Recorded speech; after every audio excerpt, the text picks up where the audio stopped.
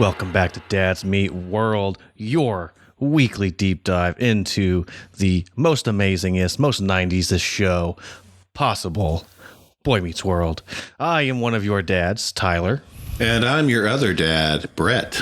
Yes, and joining us today is once again another special live episode for us in person. So I get to see Brett's beautiful face in real, not Bing! Pixelated. Yes, and once again we are joined by our beautiful and amazing wives. Wives, can you please say hello? Hi.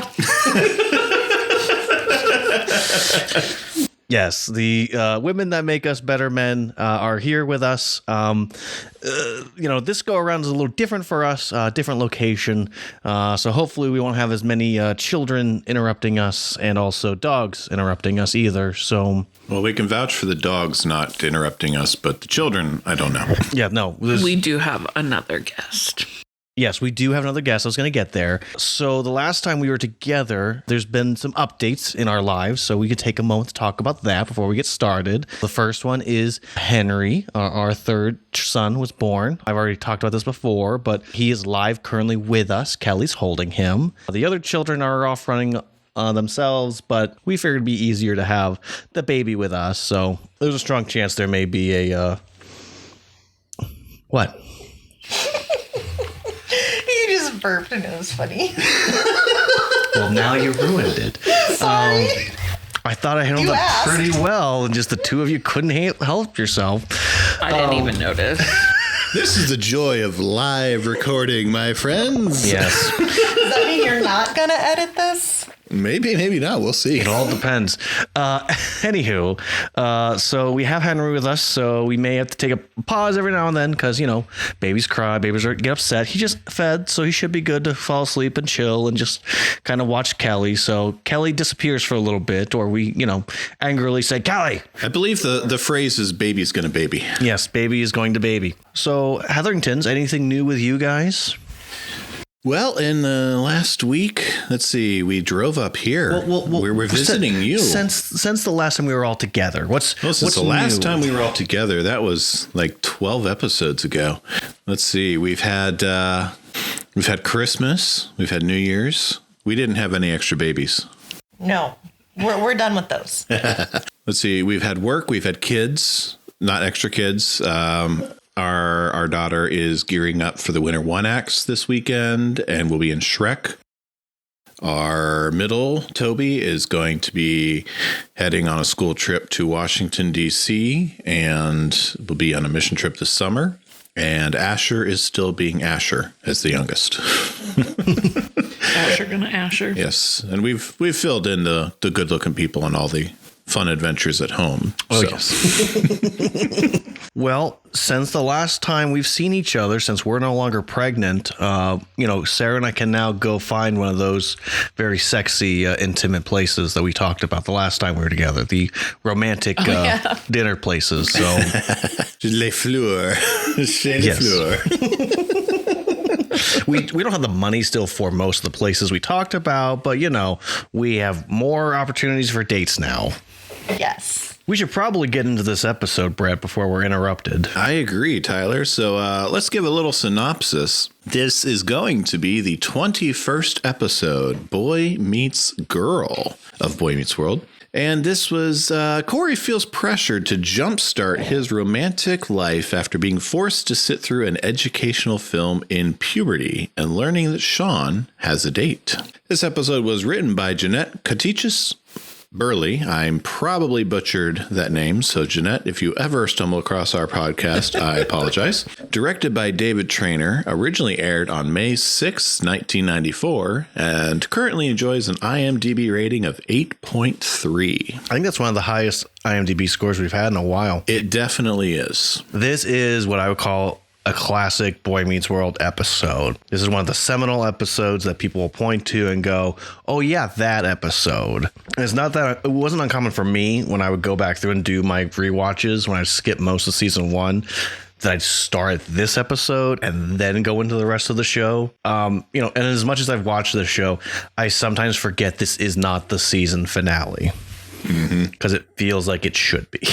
And good looking people, this episode, Tyler and I had originally discussed having the wives on to host the closeout of first season and have them on to help us close out with the season finale. But they really wanted to be on this episode. So we'll count this as a season finale, and next week will be the coda. How's that? Well, basically, next week is like the epilogue of the season, if you will.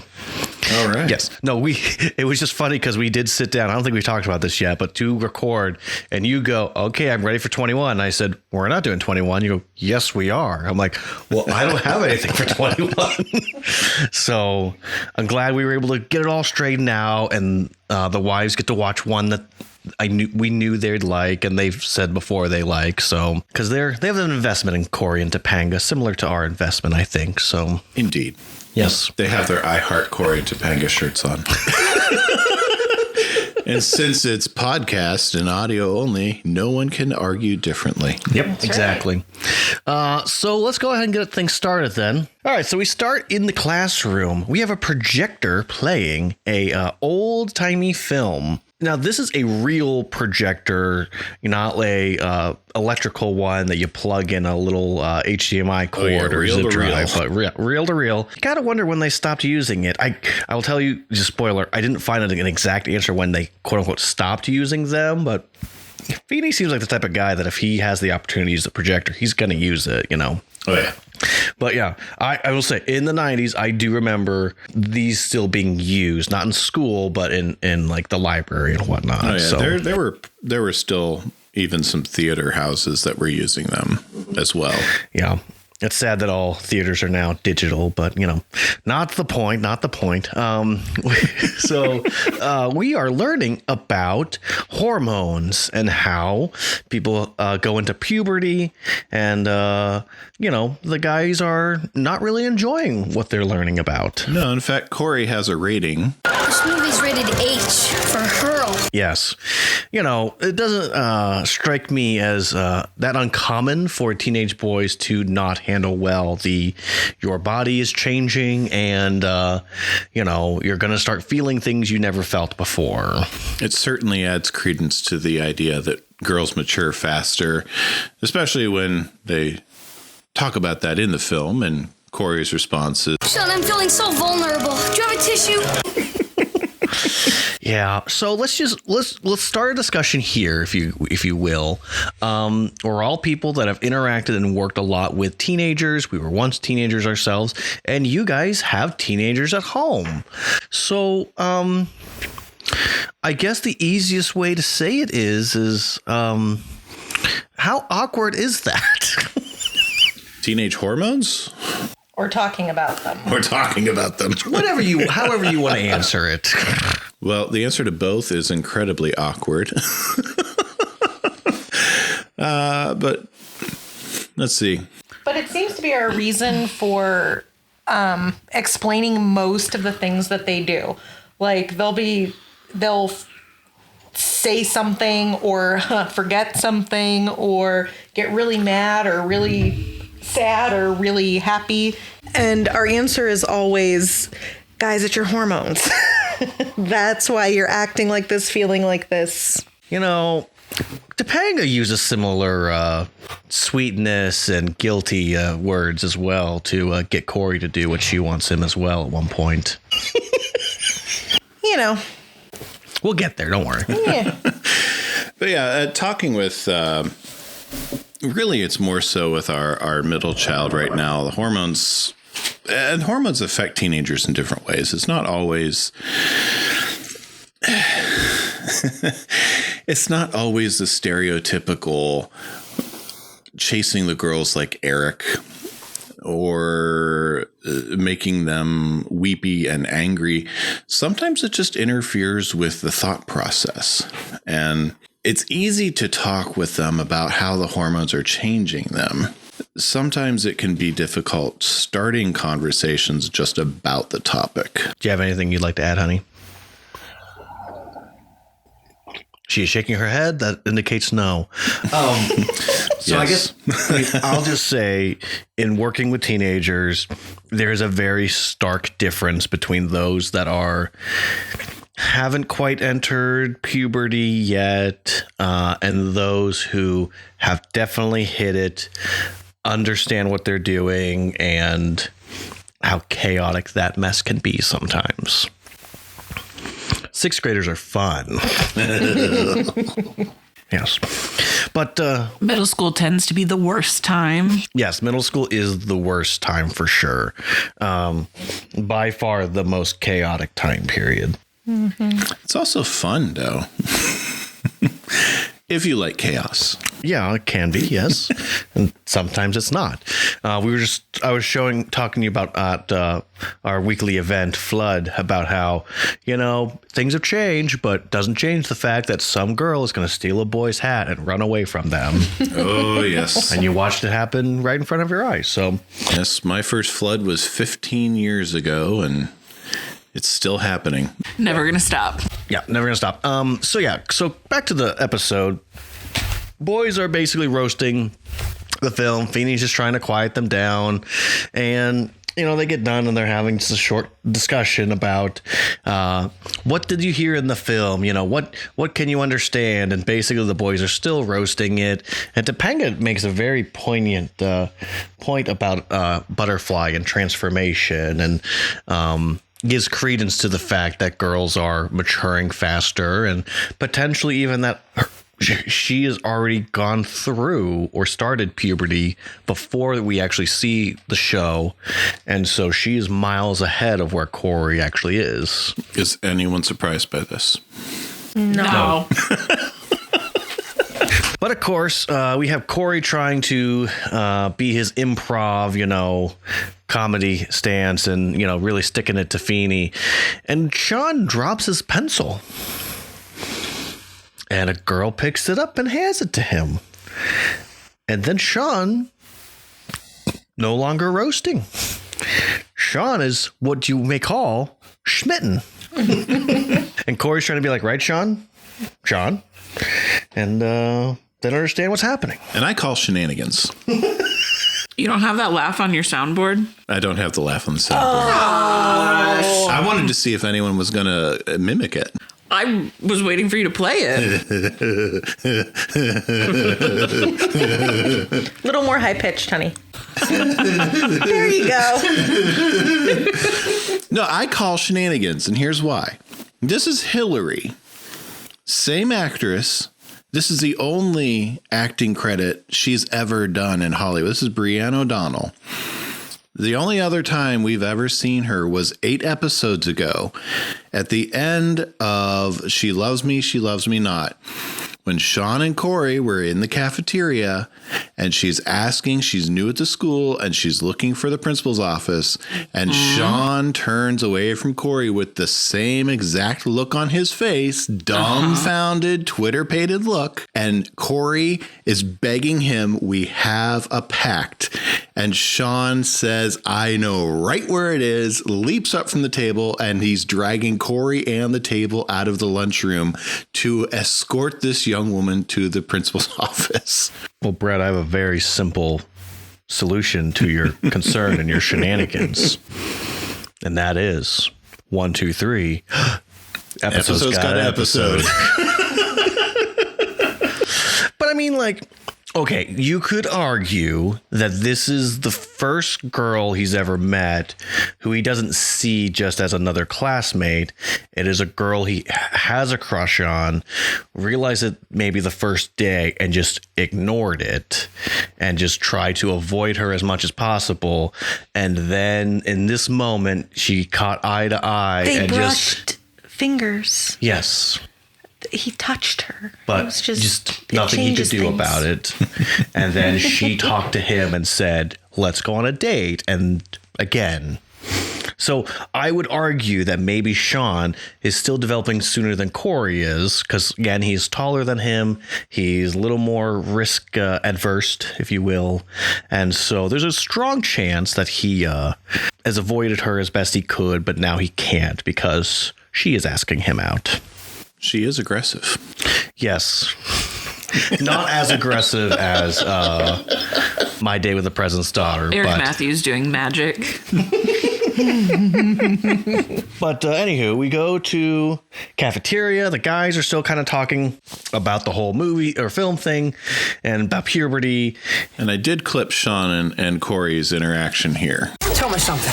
How do you ask a girl out? Simple. You open the door and say, "Get out, you're bothering me." No, I mean like on a date. Well, Eric uses the shotgun approach. He just keeps dialing random numbers till he hears the word yes. Sounds like a lot of work. Yeah, and after all that, what do you got? A girl. What's the point? I have a story.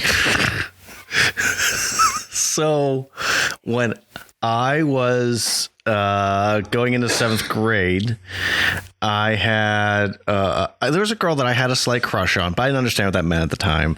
And I remember she came up to me at my house. She was at like a Stalking neighbor's you. house. Oh. I was going to say, why was she at your house? She was at a neighbor's house, saw me, and walked over and started talking to me. okay. And I almost verbatim said what Corey said, which was, "You're bothering me." And she was just trying to talk to me. And if I had any sense whatsoever, I would have realized, oh, she's no longer dating the boy she was dating before, and I can talk to her without getting in trouble or getting into a fight. So... yeah, You hadn't gotten your telegram yet? I did not know. I Sounds was like a our late 5-year-old. bloomer. Because he just bluntly turns off the TV or does things like that. So I could imagine him telling a girl to just get out. Yeah. You're bothering. Yeah, no. This mentality, I believe, is not that far off. I do feel bad for that girl. I will not name her right now because that's not nice. But not like she's gonna hear I don't this. think she's going to even remember. I don't know. I don't know. Did she just tell a joke I didn't get? Sean, stop laughing. I can't. Whoa, I don't even know what just happened. I'm feeling really weird, Corey. You look really weird. Sean, what's happening? I don't know. You're scaring me. Sean, talk to me. I can't talk about it. I can laugh about it, but I cannot talk about it. Yes, so as we talked about before, everyone responds differently to puberty, and it appears that Sean becomes a blubbering mess and doesn't know how to move forward. But it is around this time that Minkus introduces us to Perky. Which is the weirdest magazine name in the entire world. Yes. I mean, it sounds 90s, but It really does. I do have Minkus's little breakdown of Perky, too. My research material. Perky magazine? Perky tells girls everything they want to know about themselves. Therefore, if we read it, we'll know everything about them too. It's the roadmap to their very souls. Shaving your legs. How high is high enough? Your little friend there hasn't gotten his telegram yet. Mascara. Use it. Don't abuse it. Well, as long as I don't actually have to go to the newsstand and buy it, I might as well borrow it for a couple days. Guys with one eyebrow, what's their problem? You know, this is the encyclopedia to everything you don't want to know. Yeah, can you imagine reading this kind of garbage? so yeah, I think it's pretty clear that one of them is interested and wants to know more, and the other one is stuck wanting to still do all the same things. I just want to know how effective, like, looking at Perky magazine is really going to be with those headlines. I don't know. How many girls at the middle school are trying to figure out guys with one eyebrow? What's all that about? I know 0. Right? Okay, so There's not a highlight. let's go with this. When both of you were in high school and middle school, how likely were you to pick up a magazine and try to gain some information? No, I was not picking up magazines to gain information. I was getting, like, the magazine to find out about, like, the boy band or the hot guy or that type of thing. And they had posters. Exactly. So you got to get the posters And out the and hang them on posters. the wall. I wasn't looking to find out how high is it too high to shave my legs. I was looking for the heartthrob poster of the month. So you didn't use the makeup tips?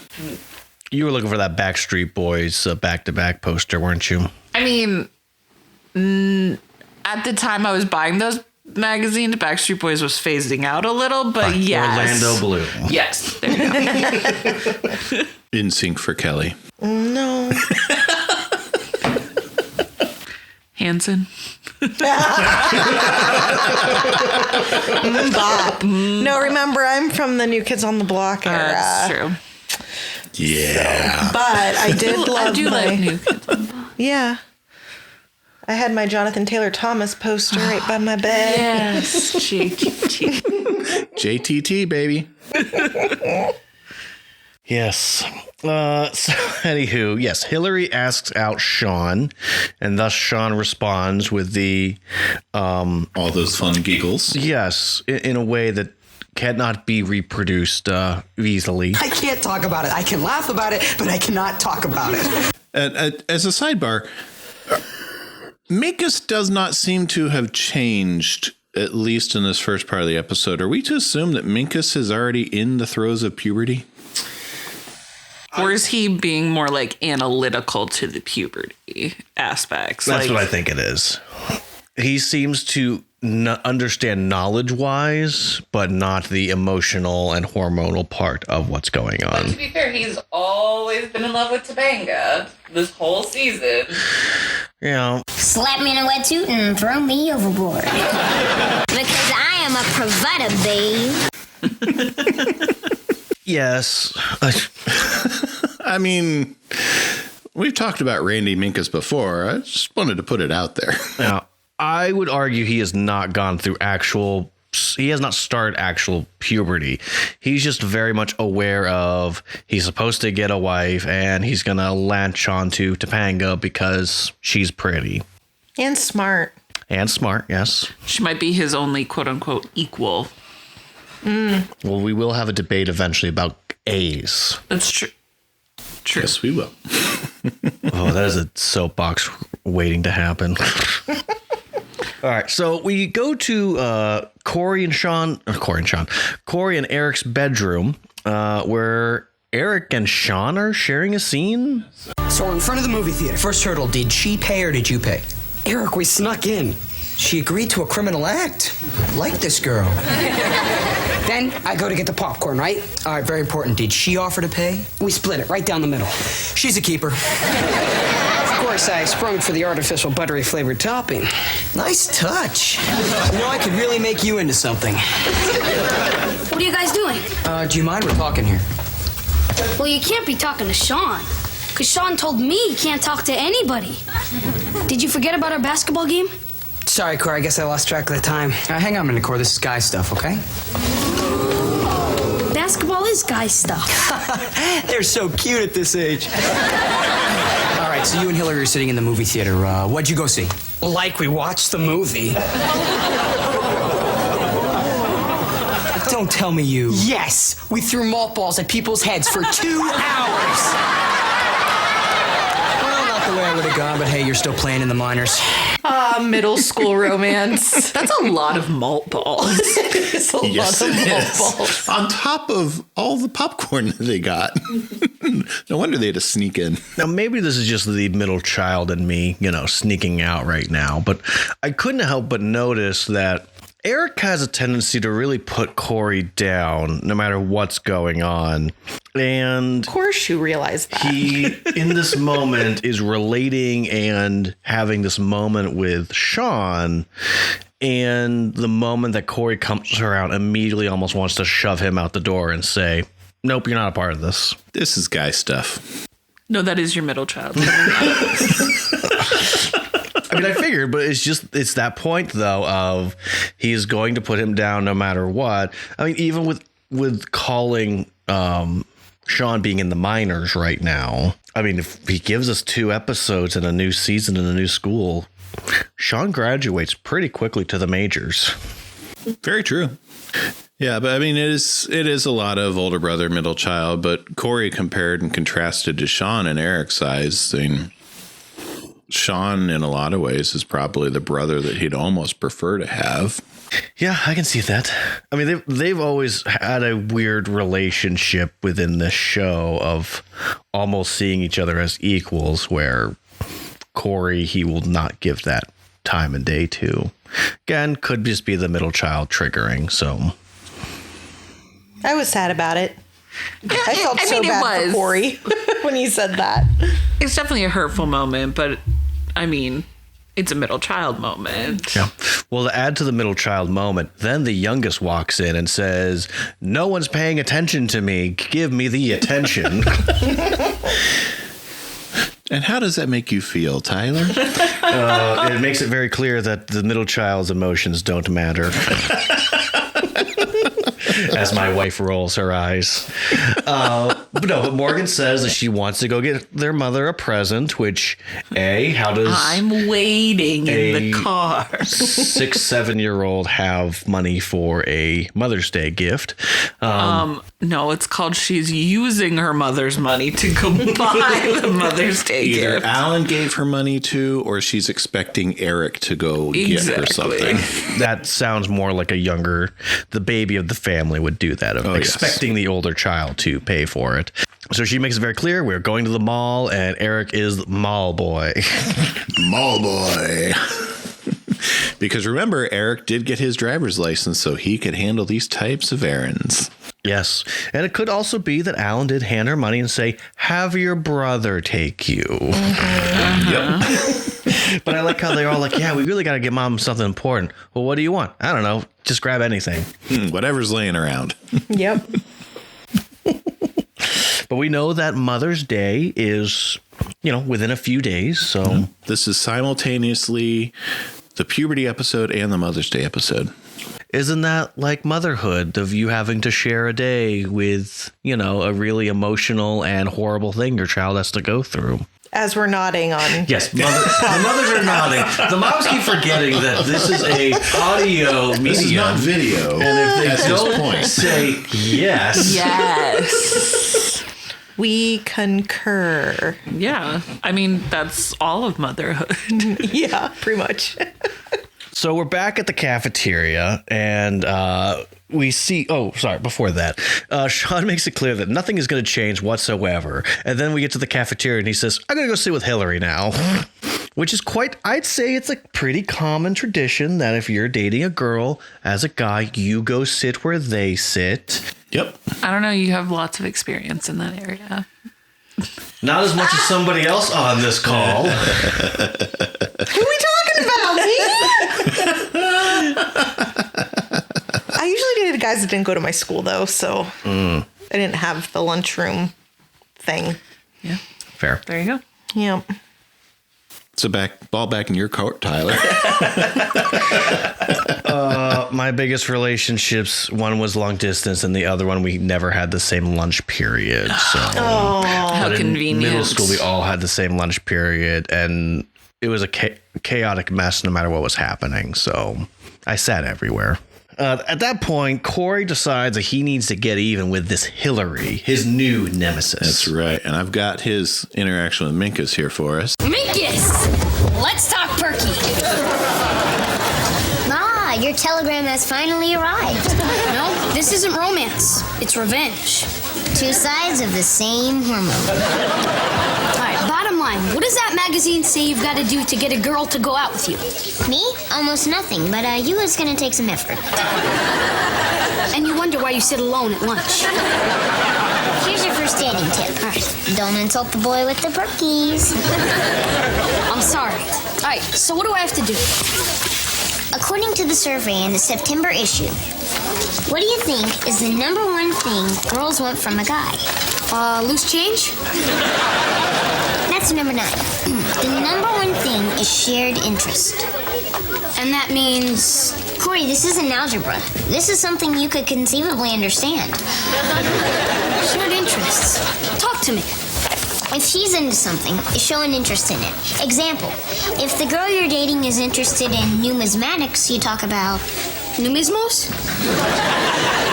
coins, All right, give me number 2 on that list, just in case I can't fake an interest in something.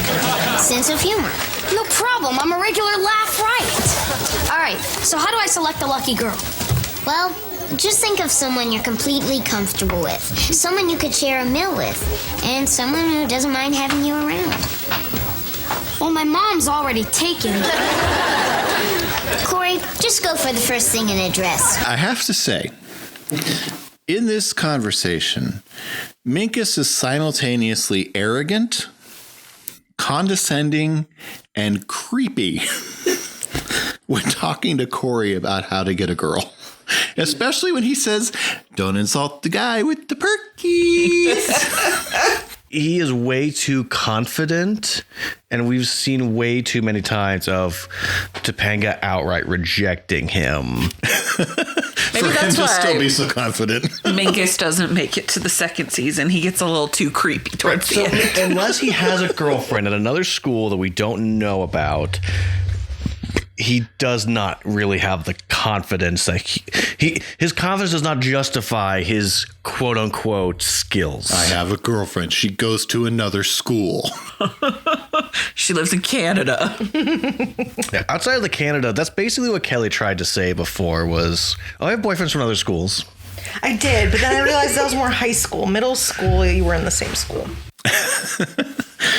Yeah, this is he's very condescending towards Corey. Now, granted, intellectually, they are quite on different planes, but this isn't algebra. It's conceivably something you could get. But he's talking down to him the whole time. I was very put off by the conversation. Right. Well, and this is the thing that I know we talked about before is as we move forward, we learn that Minkus does not return. And this is part of the problem is I think he just does not fit enough into being a close friend that some of the conversations they have don't come across as mean and almost bully-ish from his standpoint. Maybe Minkus just doesn't survive. And when he shows up in season 5, it's just a ghost. Now you sound like your 15-year-old daughter. No, if he drew an anime with them, that would be 15-year-old daughter. But he also winds up being very, what's the word I want to look for? I'm not quite sure what word I want to use here for him. But when he tells Corey just the first thing in a dress. Yes, ladies, can you please describe to us Please tell us what Minkus is there. That, I don't know if you heard me gasp a little bit, but I didn't catch that when watching the actual episode until I just heard the clip. Well, that's because he walks past multiple girls in jeans before he hits Topanga, who's wearing a dress. So Corey took that literally, first of all. Yep. Which in and of itself is actually a kind of a funny gag. But, Yes. Right. but the statement, the first thing in a dress. It's not great. It's not great, Bob. I mean, yeah. It's definitely. What if he ran into like a teacher in a dress? Like, It could get awkward. He only ruled his mom out because she was taken. Yeah, so not great. Not great advice. No, but it's definitely showing adolescence at its finest. Adolescent chauvinism. Yeah. Yep. But can we all just be honest for a moment in that Corey's first date was always going to be with Topanga? oh, I mean, it Of has course. to be always with Topanga. Like, She already made out with him while he was handcuffed to a locker. right? A kiss. It wasn't a makeout. With his hair as big as. So just from episode 4, this is what we've been leaning up to, and that's why I think it story-wise it makes sense that this is the season finale because we're getting to that from that first awkward. She's very confident. She pushes up against the locker and kisses him to, not realizing it, but they're on a date. As an emotional through line, this would be the logical conclusion. Yes. Yeah. So we get to Corey finds Topanga because she's in a dress, and Corey unintentionally asks her out, talking about the IHOS and Right across from Bob Stupchek's Burger World. I wonder, did he expand from Sports World? probably. Yeah, because Bob Stupchek's Sports World was backing up the truck under Sean's Christmas tree. He owns half right. of Philadelphia. Ooh, in this fictional version, he probably owns a good chunk of this area of International House Philadelphia. of Salads. I'll burn a deep dive real quick. That does not exist. And Tyler's very happy about that. I mean, I like salad. I'm just not Do you want obsessed sprout with it. balls? And No, I like meat in my salad, so go for a good chicken in a salad. Oh yeah, so the two of them are gonna go on a date. Gonna be at the IHOS, and we transition to the kitchen. What do you know that I don't know? Nothing. Which kid is it? Corey. Oh, I knew it. Okay, let's see. He's too old to steal candy, but too young to wreck a car. Oh, no, it's a girl. It is. Corey is going on his first date. Isn't that sweet? Yeah, poor slob. What are you saying? You're his father. You should be proud. Hey, I've been on the guy side of dating. I mean, he's fine now, but he's just a little step away from... Dating was always fun for me. I remember talking on the phone to 8 different guys a night. Yeah, well, the only way I survived it was knowing that one day I'd be married and I'd be calling the shots. Honey, I'm so sorry things didn't work out for you. I wonder if I can still warn him about the minefield he's about to step into without ruining his life. Well, Corey doesn't appear to be suffering like you did. He's actually excited about this date. I overheard him telling Sean that he couldn't play basketball today because he was going out with Topanga. Topanga? My Corey's always teasing, making fun of her.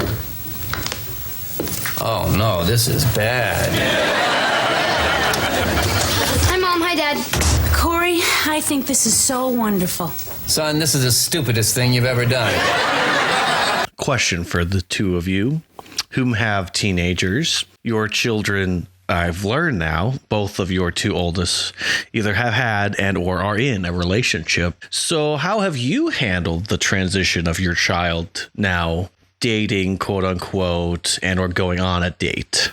Well, they've never been by themselves. Correct. They've never been on a date with just them and the other person. It's always been supervised in one way or another. Yeah. We've never really, I don't think either one of us has been Amy's side of things, where it's just all giddy and ooh. No. Can't wait so to see it. exciting. With Abby, how to describe? I'd say for myself, I'd probably fall a little bit between Alan and Amy in that there was some apprehension. There was no real surprise as to when the relationship moved from friendship to a little something more. And, you know, they went out with his parents, I believe. They went to like his house to play Magic the Gathering or This date that Corey and Topanga are on, quote unquote, is at his house. They're doing something together, and there's no other They're kids tossing around laundry. them to get in the way. With you know? Toby, with he and his girlfriend, they've gone over and spent time at her house with their parents around and at our house with us around. It's just a matter of, it's what Corey and Topanga were doing. It's hanging out and, there's not throwing molten milk balls at people's hair. They're not doing what Eric does in season 2. Even Corey's season 2. Yeah. 7 minutes in heaven, good looking people. They do a lot of growing up over the summer. Yes. yeah, they do. This is probably the biggest jump in from one season to the next. They must have decided that middle school's not that exciting. They have to get up into junior, senior high. But I remember something about Abby now, depending on how you're going to edit this and put it together. But I remember that the boy she liked asked out someone else by writing her a letter, which is so old school, but that's what he did. And she rejected him. So I think it was either the same day or the day after. Abby's like, well, hey, how about me? He said, okay. Something to that effect. Like, it was just like, oh, the girl he liked, whatever. Middle school, just a middle school type relationship. Well, I mean, that's the thing is I think like middle school dating is just so different than even high school dating and college and real life, because the amount of people I know for a fact dated through friends and whatnot, quote unquote, dated for a week or two and then, you know, went to the next friend and, you know. They're just experimenting and trying out this coupling thing. Yeah. Yeah, and most of this at this time is super harmless. So, Yep. So on the emotional scale, would you say the two of you handled it well, or? I think so. I think we did. Okay. Yeah, I mean, we were never out of sorts or anything. We never had any cause for stress, and I had a little bit of Amy giddiness with it because it's just, you know, it's you cute were and fun. understandably, you as the mom, you were a little, you leaned a little more giddy. As the dad, I leaned a little more protective, but yeah, because I mean, she went to winter formal with him. yes. Why they have a formal at a middle school, I don't know, but I mean, that's adorable. whatever. It was Cute, adorable. but yeah, no. It was adorable. Yeah. So we get back to the Matthews, and clearly Alan is not happy about this situation. It's the stupidest thing Corey's ever done. Yeah. Now, I will say, I think he takes it a little far, but it's mostly just the point of you've been a kid and you're just into sports and all the things, and now you're going to turn into Eric and just be obsessed about girls, which in fairness, Corey never does, but you don't know that until, you know, we get into the next season. Yeah, and to Alan, this is a very hard left turn for Corey. I mean, this Well, is. and Corey explained why, too. It was because Sean did it. It wasn't because he was ready. Right. Right. At He the just wanted moment. to catch up. Yeah, Amy picked up on that very quickly. It was They did. kudos to Amy. It's like they're really smart or something. Pay attention to their kids' emotions. but smart kids. or There are parents. a lot of kids that will do stuff because they're trying to keep up with their friends and don't want to be Left behind. They don't want to be left behind. Speaking as someone who was a late bloomer and never did well when he was this age, I fully understand why Corey would, you know, make the choice he made. It's okay. Boys get their letters late. Their telegrams. Yes, sorry. Telegram from his teenager. Yes, mine did not come until late. But anywho, so they talk about doing the date because it's not right to lead this girl on, is what they're trying to tell him. And so he calls and says, I need to be honest. And Alan's like, and you think he's ready to date? So he goes and calls. It's so nice because he goes, I'm going to be 100% honest with you. I'm sick. We can't go out. I feel good about that. Just making it clear he's perfectly fine with telling a lie right now. And his in his mindset as a sixth grader, there's no way it's going to blow up in his face whatsoever. And then immediately the next scene it blows up in his face. Because Topanga is a good person and cares about him and decides that she's going to do a nice thing for him. She's going to bring him aura juice. Yeah, so she comes and brings him banja tea and Corey To cleanse his aura. Yeah, to cleanse his aura. And, you know, Corey tries to kind of push her out, you know, hey, sorry we didn't go on the date, but, you know, hey, I don't think we're really ready for this, blah, blah, blah. And she goes, oh, yeah, sure, I understand. And then right before she leaves, I noticed that she kind of stops, thinks for a moment, and then asks the thing she wants to ask very directly. Seems very hesitant to leave the whole time, just little moments. And I mean, kudos to Danielle Fishel as an actress. I don't know how much of it was direction, how much of it was her, even at that age. But she's very making some very solid acting choices in that she's conveying she doesn't want to leave, even tapping on the doorknob a few times before she asks her question about the socks on the floor. I mean, Topanga does not want to leave the house yet. She wants to hang out. Right. She wants to spend time with him. She got her telegram. She wants the date, and no matter what happens, she's going to get that date. Telegram from his teenager. Yes, but she asks, why are there so many socks on the floor? And he explains that he's helping do laundry. And by doing laundry, he means he's putting socks together and then throwing them like a basketball into the sock bin. And apparently he's not a good shot if there's literally socks everywhere. Yeah, they're over by the door. Because we're supposed to believe he's really good because we see the one shot. But if they're over by the door. If he's like laying out socks at different places, doing it and then shooting from the different spots, I could see that. But maybe. If he's as good as basketball as we claim and he has my type of skill, he's not a good shot. Yeah, but he only made the B team. Yeah. He only made the A team because, 5 guys fouled out? 3. 3. You travel with 5 guys, 3 of them foul out. No big deal. But yeah, so Corey shows her what he's doing with the socks, and she finds that so cool and is in awe of his athletic ability. Real quick, girls, have you ever amazed at a boy's what he's able to do, even though it's really a simple thing and you could do it, but to flirt, to make sure it's clear you like him, you'll embellish a little bit of how good he is? Heck yeah. Oh, yeah. So when have you done it to us? Well, we don't do it anymore. They have us. They don't need to. No, now we point out all the things that work. That's okay. We've had the discussion of Dr. Pepper and how she said, oh, yeah, I like Dr. Pepper and would drink it all the time when we were first dating. Mind it. And now she's like, no, it's gross. I don't want anything to do with it. I'm also not a teenager. When did we do it to you? I don't know. You don't have to answer that. I was just mostly saying it for the joke. I think I might have done it for other guys. I lied about our whole relationship before. I figured as much. I know. I was a catch. So anywho, he goes through what he was doing and giving commentary and... Sorry. You chose him, but... I'm going to have to play the tape back on that one because I didn't catch it. Nothing. I didn't say anything. I just kept laughing. She's laughing at your I'm a catch.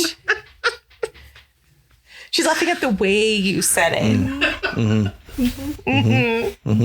My wife knows how to make me feel real special, that's for sure. So anywho, part of Corey's part of his what he's doing with socks and laundry is that he is doing commentary of the NBA players that he is destroying while he is doing this. Oh yeah. And so he does the same play-by-play with Topanga, and she just walks up and puts the socks in the basket and says, I made one. Just like you. We both made one. Yeah, we both made one. And then they had a discussion about the Mother's Day and how, Corey's just trying to do a couple of nice things because, Mother's Day's coming around. She goes, oh, are you gifting her chores? And he goes, you can do that? Think I can get away with that? I did find it interesting because I've watched this, especially this segment of it, 3 times in preparation for this. At no point did I hear him say he's helping his dad with the chores. Uh-huh.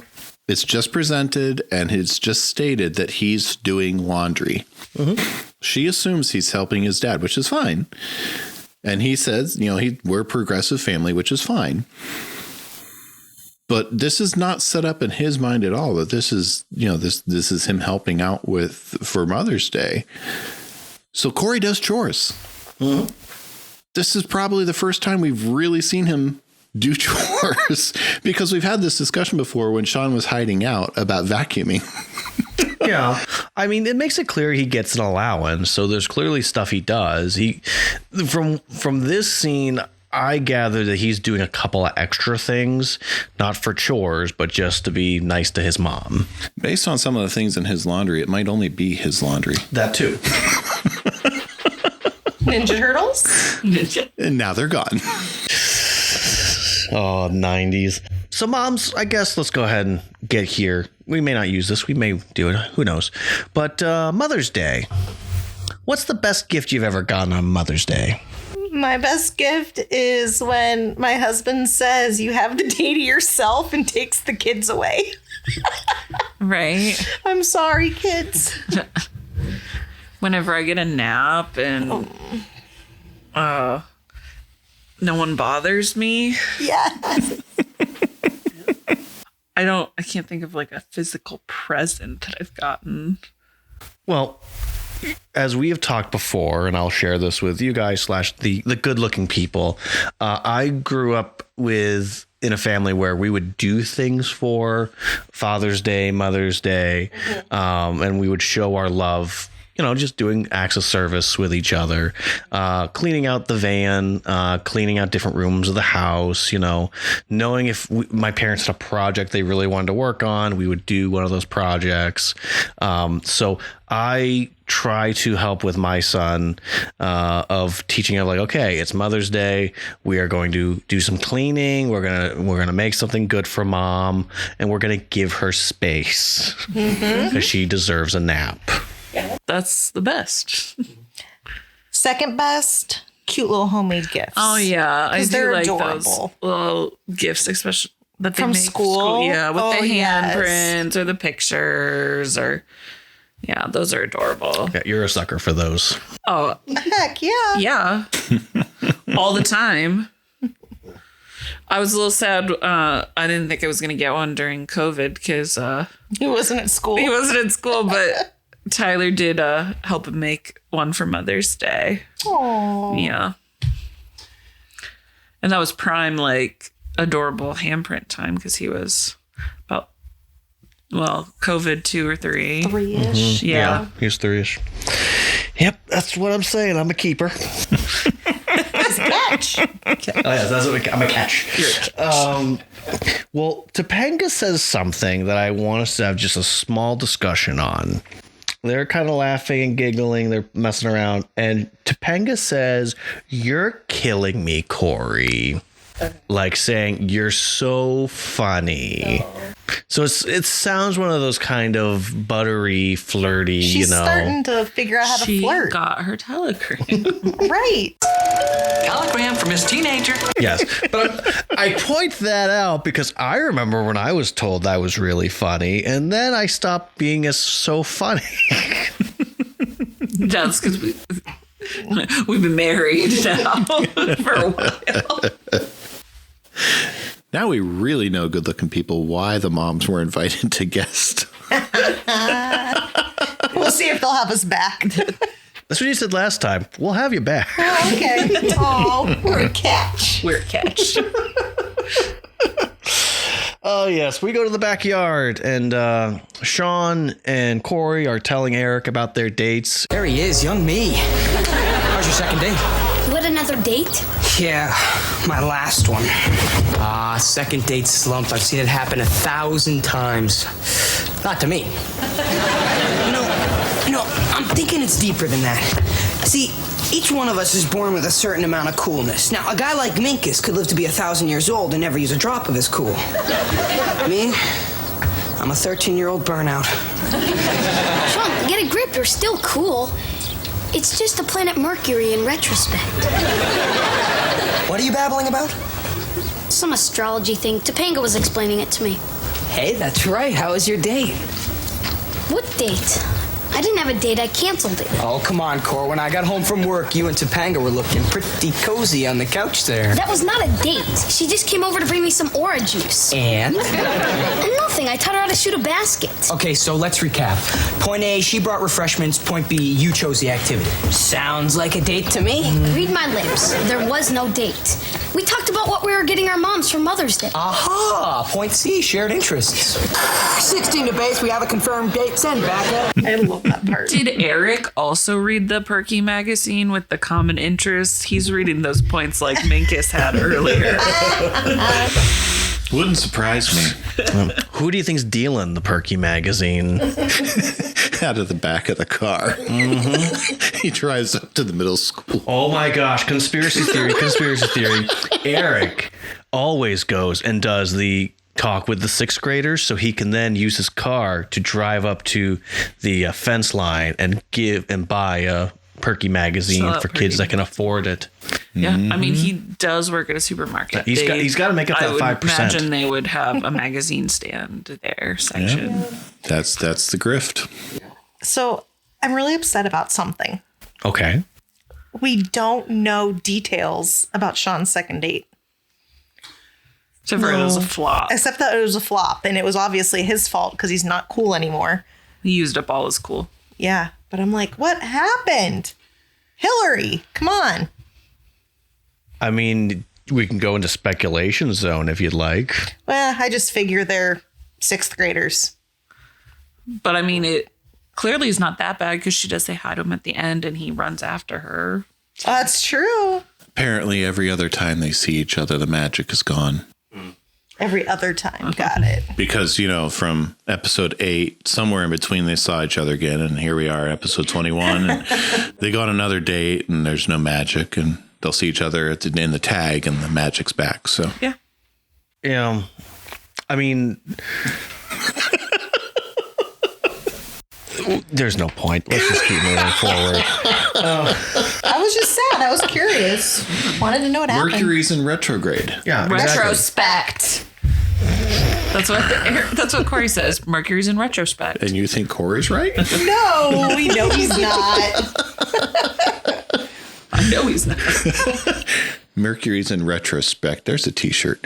Okay. I'm going to throw out a speculation for you, Kelly. All right. My speculations is this time they went to the mall and he was expected to have conversation and he had nothing. He just giggled. Right. He either just giggled the whole time or he'd go, so what are you doing? What do you want to do? That's the type of game that you have at the start for most boys and not being able to really hold a real conversation with a girl. Or maybe he expects her to pay half again. Could be. But either way, whatever happened, mostly I think it's him reflecting on it and not her reflecting on it. Yeah. So it could just be that he did one small thing and Maybe made he her burped. Maybe. Could have farted in front of her. Yep. Who's to say? I don't know. In a couple episodes, he gets a lot more game. So who's to say really what happened? But we go to the hallway and we got Corey and Sean just sitting on the floor, which gross, middle school floor, not great. But teenage boys, so they don't care. I know. But they're talking about how, hey, we got through our first dates and we're still friends and we're always going to be friends and nothing's ever going to change. We skipped over a little segment there.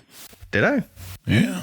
Corey and Topanga have a little heart-to-heart in the hallway. I am so sorry. So after the whole backyard thing, I'm just saying. They do? They do. They have a heart-to-heart. Because he says that He thanks her for the suggestion for the for the poem. poem. writing a poem for Mother's Day that his mom And loved he's it. insistent that what they had was not a date. She's not into labels, but okay. But yeah, he thanks her for tells her she knows a lot about women, and someday she'll grow to be one.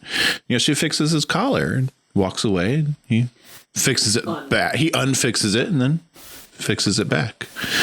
It's pretty symbolic. Mm-hmm. He got his That's like telegram. the anchor for the through line. I don't disagree. I forgot about it completely. But so they have this adorable moment and they're quote unquote honest with one another and mostly just they're happy they had the moment. And I do like that he talked about the fact that he wrote her a letter using the advice that Topanga gave him. A poem. What? It was a poem. Oh. Anywho, I will say that one of the best things I think you can ever give to a parent, just throwing this out there to any young people listening, if you write a letter or poem, something that is from your head about your feelings towards your parents is one of the best gifts you can ever give. I remember one year I just wrote like 5 reasons or 10 reasons my dad's the best dad. And not that my dad's much of a crier, but I watched him get teary-eyed and I'm like, what is happening right now? So back to the hallway. Yes, so we're back to the hallway officially now, and they're talking about how nothing's changing. They're always going to be best friends. Nothing is ever going to get in the way. And then Topanga and Hillary walk by going in 2 different directions, and they sprint away from each other. Later. That was an episode. With that, it is officially an episode. Oh boy. Shall I get to my deep dive? People. Painful. Am I the only one who read the summer reading list? All right, so getting into the deep dives. So for starters, Mother's Day in the year 1994 was May 14th. So for anyone that date may be important to you, congratulations. I would have been 2 for that. No, 1.5 would have been 2 officially. Yeah. You had a birthday in January. That would be May. Yeah, I would have been 2. You're welcome for sharing your personal information on the internet. Yeah. Hey, if anyone's paying attention enough to use my personal information, feel free to. If you went to steal Tyler's identity, now you know how old he was. Wait, this was 1994? There's no money. There's nothing. That was... oh, yeah, we grew up with Corey and Topanga. I forgot. Yes. We're their age as they grow. Yeah. Yeah, you guys are old. Yes. So the hormone telegram, there is nothing out there specifically about this video in which they're watching. So whether they made it themselves or they... Whether or not it exists. Right. Whether or not it actually exists or not, we don't know for sure. But what we do know is that there are many, I'm just going to use the word because we don't have a choice. There's many sex education videos out there and helping young people to understand how their bodies are changing and some of the ways in which they are going to be growing in the next few years and what that eventually will lead to. I remember. Now, Pennsylvania is not required legally, it's not in their laws that that there has to be official sex education, but there is required to be education on things like STDs, HIV. Curriculums are supposed to stress abstinence, and it is not required to give instructions about sexual orientation and gender identity. It's not required to do instructions of consent, but there is requirement of as you progress and all that jazz. So it's mostly just taking it from what I mostly found was about the sex education part and the slowly learning things as you go along. I will say I was a student helper my senior year, and so I watched a video that I already watched 2 years ago or the year before. It was just funny listening to the same videos again about this stuff and thinking, how many years in a row have they used these? So projectors are something that was once upon a time used in classrooms. These old school projectors is among many of the things that have been used before for education and are no longer used. I'll just go through this quick list. So film projectors, things like VCRs and DVDs went away and there's no longer use for those because all the things that are on educational things as they're being updated went to VCRs and to DVDs clearly. Now I'm pretty sure it's just on YouTube and they just... It's all like saved. Either download it, or they'll get it right straight from in the cloud. Yeah. Overhead projectors, which those of you that don't know, it basically is you put like a clear piece of plastic and they'd write on it and it would be a light that would shoot up and it would go straight over to the wall. The original smart board. Yes, the original smart board. Library card catalogs. And that way you know where all the books are in the library. We don't have those anymore because we have the computer and all you have to do is type in name of author, name of book, types, and you can find it. So chalkboards, for the most part, most schools are using the smart boards now and even whiteboards. So more and more chalkboards are no longer used because they're too messy and whatnot. Pencil sharpeners, with being more computer based, and also the fact that if you're going to use a pencil, it's going to be more like electronic pencil or mechanical, whatever, same thing. Electronic pencil. This one's going to be the one that hurts. VCRs and VHS tapes, and that's how we were all kind of raised through being on VHS when and VCR tapes. The big into the room, you yep. knew it was time TV. to not hear the teacher talk for a little bit. Yep. Great. And all throughout Boy Meets World. The TV was strapped down to the cart because it was so big and heavy. Yep. Yes, and all throughout Boy Meets World, that's all we'll see is them using VCRs, as we go along. Encyclopedias. We got Google now. One of the things they mentioned is paper and spiral notebooks. But, yeah. My kids still use those. Yeah. I mean, a lot of them do. So, anywho, as we continue, Perky is not a magazine. No, it is we not. could have told you that. Yeah. The reason I bring this up is because when I Googled it, something did come up when you Googled that? Remember, this is a family-friendly podcast. What I will say is I don't think anyone should look up Perky Magazine. No, absolutely not. Well, and can we give a definition of perky in the sense of the magazine? If you'd like to. Okay, I didn't know if you looked up what perky meant. For the magazine in question I found? No. For the Boy Meets World Perky magazine. Wouldn't you like classify it as like a happy-go-lucky? Yeah, like a not like a Cosmopolitan, which would be like a women's magazine. But maybe like a 17. Yeah, like a 17 or a 17 in the 90s, not a 17 today. No, those are or like J14. Teen Beat. If the two of you will allow me to continue with my little section of this episode. If you don't want us to talk, you shouldn't invite us. To make it clear, the thing that is now considered Perky Magazine has nothing to do with teen girls, and I do not recommend anyone looking it up. That is all I'm going to say about that. Yeah. So, with that said, I have a list of 10 teen girl magazines from the 90s. Ooh, I can either read them to you, or you can guess, and you can see how many you get. Let's have the wives guess and see how good their So memories you have are. 10. I have 10 on this list. Well, we already said 17. Was that on your list? It is number 2. So because that was like my favorite one. Mm-hmm. Yeah, I read a lot of 17 magazine too. Teen Beat. Teen Beat, yes. Well, it's listed as Tiger Beat, but it's the same thing. Yeah. Teen Beat, Tiger Beat, 17. Those are my 2 favorites. Isn't there one like J14 or something like that? J14, yes. Ooh, good job. You're doing much better than in the in the other game we played. Oh, Teen Beat is different than Tiger Beat. So you got Teen Beat, Tiger Beat. I was thinking the You got word same. tiger earlier, so I would have won. They both had it, so. So we have 4 then? Yeah, I give you 4.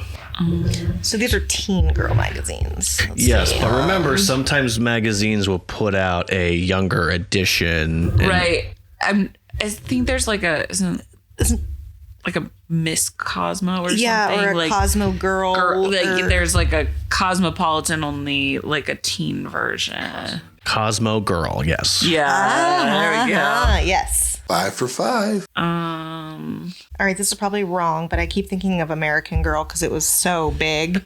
American Girl is one of them, yes. I win. I love winning.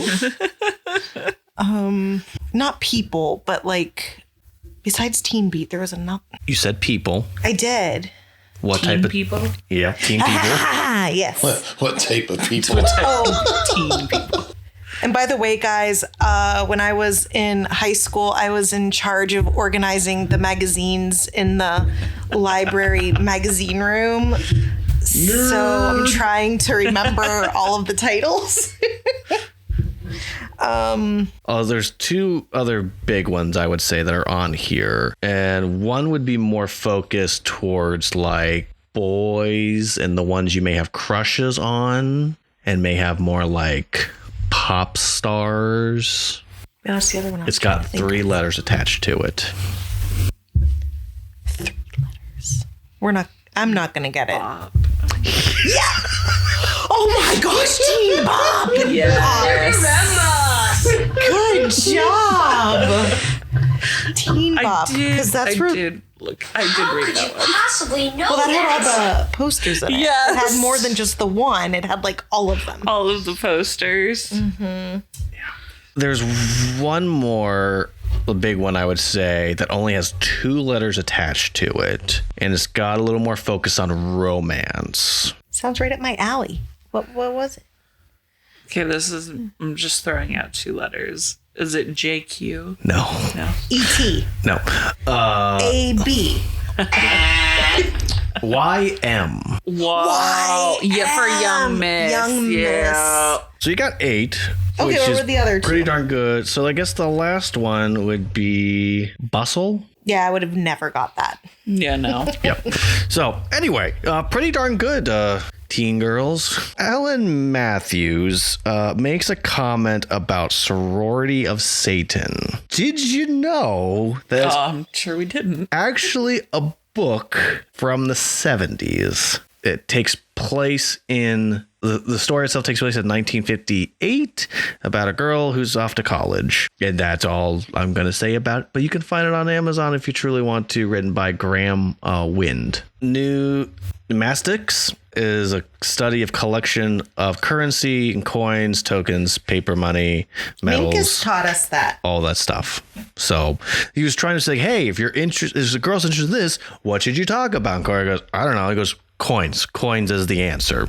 Yeah, he's not wrong. The other thing he said was neophyte. Neophyte is a person who is new to a subject, skill, or belief. Often people who are converted to a new religion could be called a neophyte. Bancha tea is a Japanese green tea. It's also referred to as a common tea or everyday tea. I'm not seeing anything specific about how it's supposed to get rid of aura problems, but green tea is a good cleansing drink, helping with throat issues and whatnot. Yes. So the last thing I want us to talk about is we finally have the chance to talk about the 76ers, because we've literally talked about all of the other sports. And this is the first time this whole season the Sixers are truly mentioned. Yeah. They've talked about Shaquille O'Neal. They've talked about basketball, but they never really talked openly about the Sixers and mentioning the thing. So pull out your cards. They officially hit all of the sports teams in Philadelphia. Bingo and Yahtzee. Yes. So the 76ers finished 6th in their division with a record of 25-75 for the season. And this is why they didn't bother mentioning the 76ers. I mean, there's a strong chance when they were probably writing the show, Sixers weren't doing good, so they just probably ignored it. I'm just currently looking at the list of people on here. No one really of note am I seeing. Also, keep in mind that 94 is one of the seasons in which the Bulls, I think this is the season the Bulls won their 3rd title, so no one cared about any other team besides the Bulls. That's a big part of why everyone was wearing Michael Jordan and Bulls stuff, like we talked about a couple episodes back. Yep, exactly. Yes, when you listen to the episode, we talk about the fashion. That is part of it. Is the Bulls are everywhere. Yeah, so we listen to every episode. Yes, our number one fans is our wives. That's right. I guess I will just simply put that to end this segment, I will ask for just a little research. Moms, what would you classify as a date? For middle schoolers? For middle schoolers, and then for yourselves. Like now? Yes. Okay, gotcha. Middle schoolers, I guess I picture mom or dad dropping them off at Dairy Queen. Or the movies. Or just hanging out after school. Right. Watching TV. Playing video games. Mm-hmm. So spending time together, doing something together. Yeah. Maybe a eating shared food. common interest. Yeah. Okay. So Eric's Perky points was were right. not wrong. Yeah. No, they're the classifications are right. Maybe not their source. Right. Great. They just used Perky because they didn't want to have to pay any of those magazines. Of course they did. That's why they have cola everywhere for their drink. I mean, now, So if you could go on a date, right, a what date's would a you pretty do? variable thing. Like, I'll classify anytime Tyler and I can go out by ourselves as a date. It could be Walmart. Right. It might involve a trip to Target after we eat food, but Running errands equals date. yeah. Without the boys. Yeah, really though. Yes. As our kids have gotten older, my favorite thing to do besides the, typical dinner and a movie is anything experiential that we could do together, whether it's an escape room. What else do we do? There have been times where we've actually been able to take an extended date and get away for a night or even a weekend. Yeah, those are the best. Those need scheduled, you two, when you can. But yeah, those are my favorites. But yeah, typically it's running errands without the children, going to dinner, talking about the children. And then we've even, this is pre-baby, but Grayson would stay at Grandma and Grandpa's and we would just watch movies at home and like make a bunch of junk food. Like, Yeah, like the olden days. Yeah. But you don't have to take care of a child, Yes. and you get to spend time together. That's how we spent one of your birthdays. I put the projector up and we got a mixture of gross food that we didn't want to eat and made some butter beers and had a good time. Yeah. It was nice. Yeah. We did go on a couples retreat last year though, so yes. I mean, I wouldn't classify that as a date, but yes, we did go. we were away from our child. So far I'm learning as long as we're away from our child, it's a date. It's no children. It's a shared experience, and there was food. It's true. Yes. So Perky would call that a date. So for us as adults, I'm now learning that as long as there's no children around, we're sharing food and common interest. We're on a date. Yeah.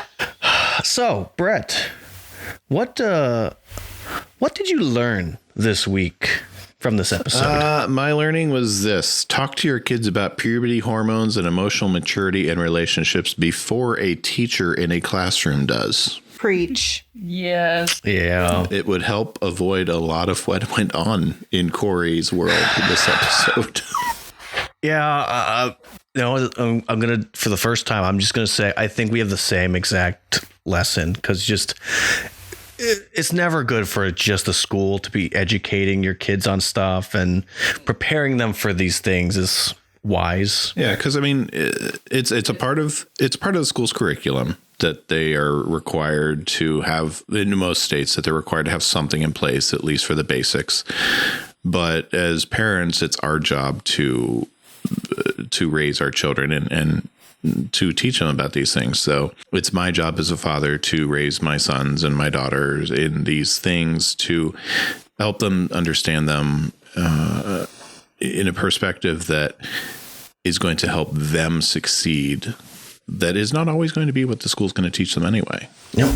And if I can do that in a way that is a lot more comfortable for them and will help them learn in a way that's more suited to their particular learning style or their needs, then even better for it. Well, and the school's just going to teach you fundamentals or, anatomy, things like that, not necessarily the values that, you want to instill in your kids. Mm-hmm. Well, it also feels like Alan was caught off guard that Corey could possibly be having these discussions. He knew at he didn't school. have the telegram He yet. knew he wasn't ready for his telegram. Hey, he got a "You're a Man Now" gift, so he should have had the "You're a Man Now" talk. Should have. Telegram from his teenager. I'll tell you what, having that telegram talk while you're working on the brakes on your car with your son actually is not a bad idea. Very nice. Yeah, that's probably the shortest ever. What did we learn? Because I think we're all agreeing if that's a good thing for us to learn. Anything different to add, wives? No. No, that's perfect. Hey, all boys, I don't got to do that talk. Just kidding. Yeah. So what grade would you give this episode? Well, I'll start with you, Brett, and then we can get to the wives. I want to hear what the wives say first. All right. Wives, what grade would you give Do you this? guys just come up with arbitrary grades, or do you have a rubric? Well, Like, what's your grading scale? Do you It's from- grade on a curve? A+ to, we've not hit an F yet. I don't think either of us will give this an But like, F. are we but basing it on like storyline? On it's whatever you feel like. okay, so it is no rubric, just how we feel. There's no set very rubric postmodern across of the you. board. But in my head, I do grade based upon story and artistic criteria. Okay. Because, if an episode's got an episode to get their story across, it's going to lose points. But also, like, does the main point or the lesson, does it justify some of the things that are happening? Because even though the episode has the episode, is that lesson more powerful than the episode has the episode? Gotcha. All that comes into play. It really just comes down to what your gut feeling. Also, you have done this before. Yeah, but we just want We know it's been forever, but It has, and I didn't know. it is your grade. It is your scale. I may or may not have listened to every episode, so I just wanted to make sure the grading's still the same.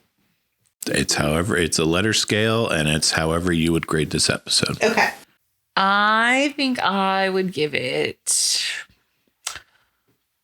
a B minus. I mean, I like classic Cory and Topanga. The Minkus and the Perky kind of creep me out. Understandably so. But I do like the OG Cory and Topanga relationship and all that. So that's what I'm going to go with. Yeah. I was going to go with a solid B. Yeah. I loved the episode. If I'm comparing it to the rest of season 1, it would get an A. Oh, yeah. But like overall, nice solid Season 1 B. is not my favorite. No. Well, and I will also say for Brett and I, we may disagree about what we're going to give, but we are comparing all the episodes as we've come along, you know, and we've had some A pluses. A lot lately have not been anywhere near that. In the end stretch run, they definitely were looking for filler. Right. Yes. So I'll give my grade. My grade is an A plus. This is, in comparing of all the episodes of this season, this is a classic. This is an episode that I know for a fact I will use in doing work with teenagers more and more. It's a very good episode. Does the Minkus stuff creep me out? Most definitely. Do I yada yada over that because the story is good itself and some of the way in which the characters interact in this episode really good? Yes. So as creepy and weird as the Minkus stuff is, all of the other stuff are much louder voices, in my opinion, and that's why I give it an A plus.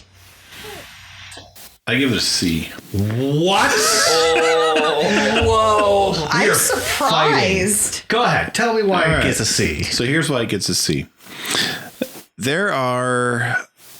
Now, it does not mean I will not watch it. It does not mean I will not share it and show it to my kids and enjoy it. But as far as where my lesson was, the lesson that I take from it, the parental involvement in this, as much praise as we have heaped on Alan and Amy throughout the course of the first season, their involvement in Cory's life up to this point seems to be non-existent. For him to get to this point where this telegram video is what all of a sudden is a turning point for him. And Minkus is just ridiculous. And that takes a lot out of it for me, that he's got this little side hustle going on. I have a hard time getting past that. But I also really have it's a little too much for me to get past the whole episode's got an episode of Hillary. Because she's been in the class with Sean.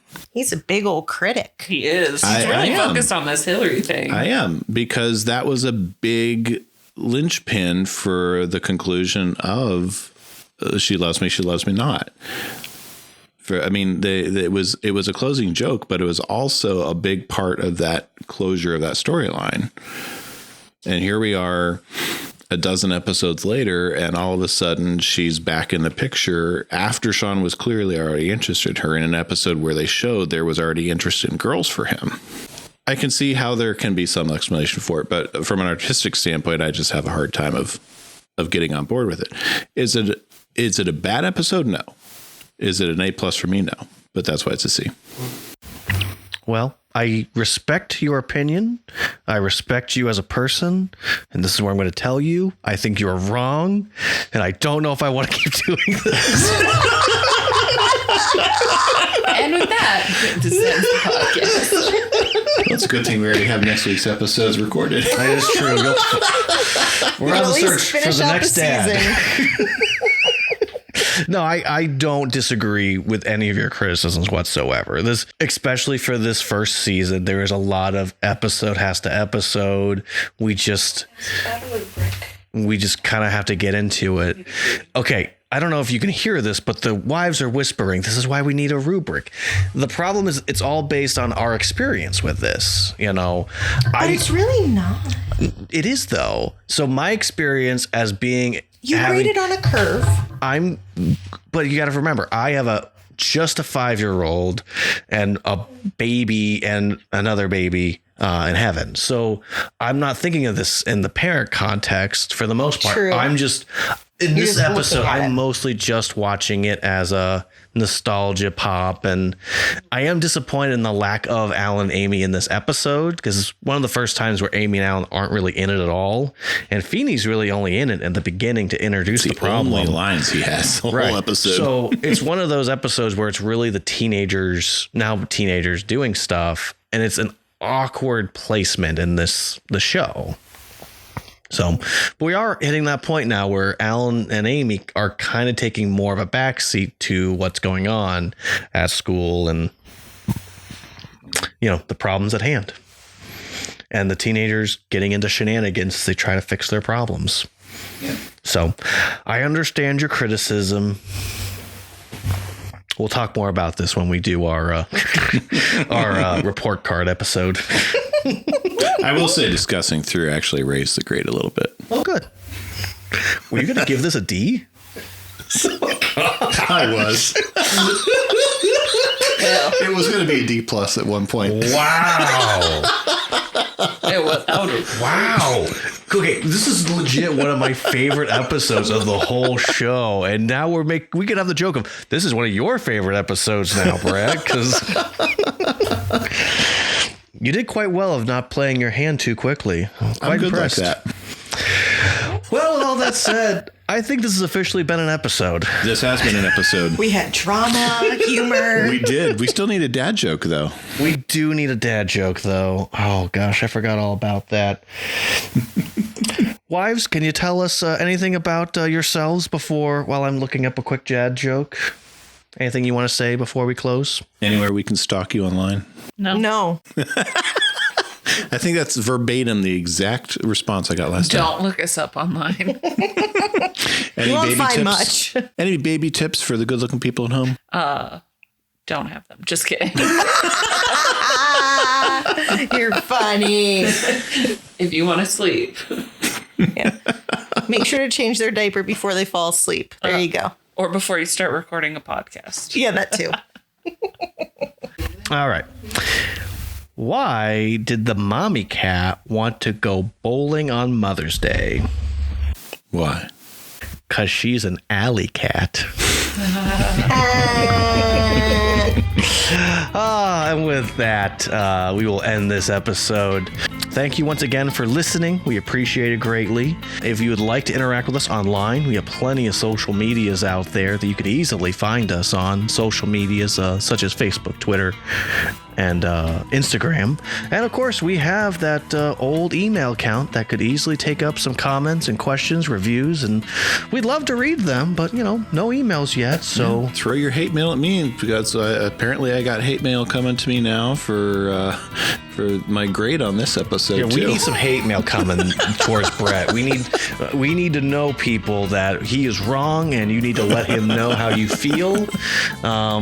Send us your grades. Yeah, send us our grades. We're done as of next week on this season, so we need to have our season ending grades. So send us your grades on what you've been thinking of the year, and also if you throw some reviews our way, we can read them on here and tell us what our grade is for how we're doing. Brett, where can we find you online? You can find me at Dr. Headley Art on Instagram and Twitter.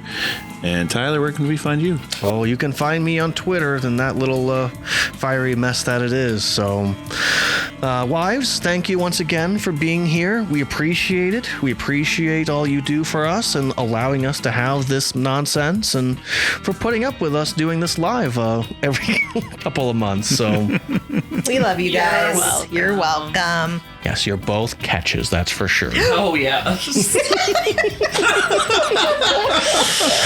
Well, that settles it. I'm keeping that catch in earlier. All right, well, good-looking people, we thank you. We appreciate you. Brett, it's always a pleasure. Always a pleasure here. Good looking. And for you, good-looking. You can find Dads Meet World on Facebook, Twitter, and probably a few other places just by searching for Dads Meet World. Dads Meet World is a production of Headfirst Studios. Headfirst Studios, tell your story.